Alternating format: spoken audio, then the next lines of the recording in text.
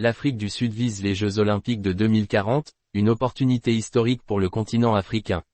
Le Cap, une des villes emblématiques d'Afrique du Sud, se prépare à relever un défi ambitieux, accueillir les Jeux Olympiques de 2040. Cette candidature, encore en phase de réflexion, pourrait marquer un tournant dans l'histoire du continent africain, qui n'a jamais été hôte de cet événement sportif mondial.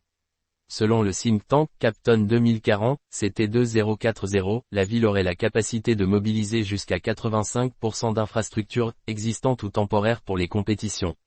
Cette stratégie, centrée sur la durabilité, vise à limiter les coûts de construction tout en respectant les exigences du Comité international olympique (CIO). Des sites comme le Capton Stadium ou encore des installations sportives de Johannesburg pourraient être utilisés pour répondre aux besoins logistiques. Si elle aboutit, cette candidature pourrait représenter une opportunité unique pour l'ensemble du continent africain. L'accueil des Jeux Olympiques stimulerait non seulement le développement économique et touristique de la région, mais permettrait également de moderniser les infrastructures et de renforcer l'unité nationale.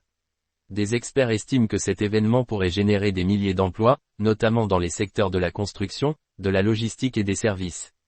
L'Association des comités nationaux olympiques d'Afrique, ACNOA, a déjà exprimé son soutien à l'idée que l'Afrique devienne, à terme, un acteur majeur de l'organisation des événements sportifs internationaux. Par ailleurs, des pays comme l'Égypte ont également manifesté un intérêt pour une candidature aux Jeux Olympiques de 2036 ou 2040, ce qui montre une montée en puissance du continent dans le domaine sportif. Malgré l'enthousiasme autour de ce projet, des obstacles subsistent.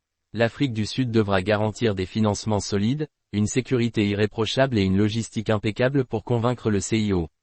Des critiques se sont déjà élevées quant au coût potentiel de l'organisation, dans un pays où les inégalités sociales et économiques demeurent importantes.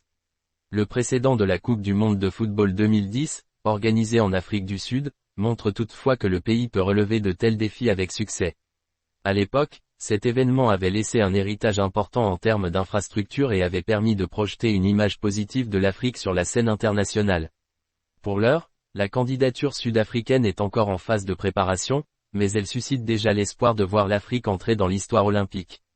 Avec une planification rigoureuse et une collaboration étroite entre les secteurs publics et privés, l'Afrique du Sud pourrait non seulement relever ce défi, mais aussi prouver que le continent est prêt à accueillir des événements sportifs de cette envergure.